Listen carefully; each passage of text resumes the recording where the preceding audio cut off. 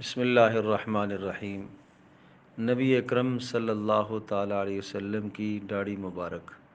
رسول اکرم صلی اللہ تعالیٰ علیہ وسلم کی داڑھی مبارک گھنی تھی اور حضرت صلی اللہ تعالیٰ علیہ وسلم مونچھوں کو کتروایا کرتے تھے، اور حضرت صلی اللہ تعالیٰ علیہ وسلم نے اسی کا اپنی امت کو حکم دیا۔ اپنے عمل سے بھی اور اپنے قول سے بھی آپ نے امت کو یہی سبق دیا کہ داڑھی کو چھوڑا جائے اور مونچھوں کو کتروایا جائے، کاٹا جائے۔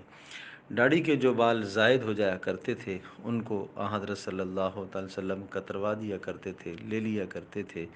اور حضرت عبداللہ بن عمر رضی اللہ تعالیٰ عنہما ارشاد فرماتے ہیں کہ حضرت صلی اللہ علیہ وسلم کی داڑھی مبارک ایک مشت تھی، اور یہ اضافی بال اس لیے لے لیا کرتے تھے تاکہ بدنما معلوم نہ ہو، چونکہ داڑھی تمام انبیاء علیہ الصلاۃ والسلام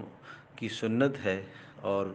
معاذ اللہ ثم معاذ اللہ اس کو یہ کہنا کہ یہ قومی اور ملکی رواج کی بنیاد پر تھی کہ وہاں رواج تھا داڑھی کا رکھنا، اس لیے حضرت صلی اللہ تعالی وسلم کی داڑھی تھی۔ جس طرح سے بعض گمراہوں اور نادانوں کا خیال ہے، یہ بات سراسر غلط ہے، سراسر غلط ہے۔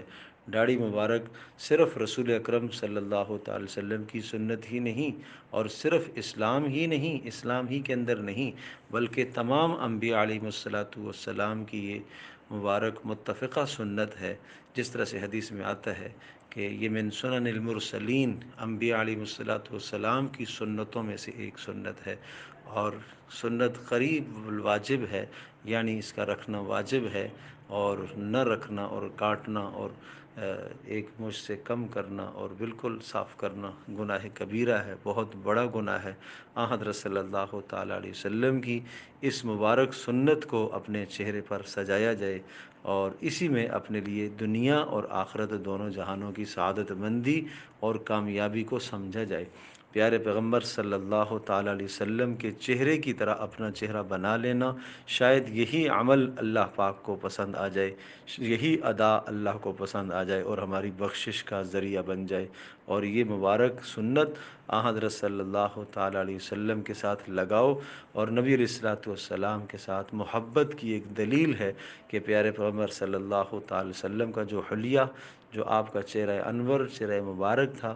وہ چہرہ ہم نے اپنایا ہوا ہے، اور مردوں کو بھرپور اس سنت کا اہتمام کرنا چاہیے، اور مردوں کی مردانگی اسی میں ہے کہ حضرت صلی اللہ تعالی علیہ وسلم کی اس مبارک سنت پر عمل کریں۔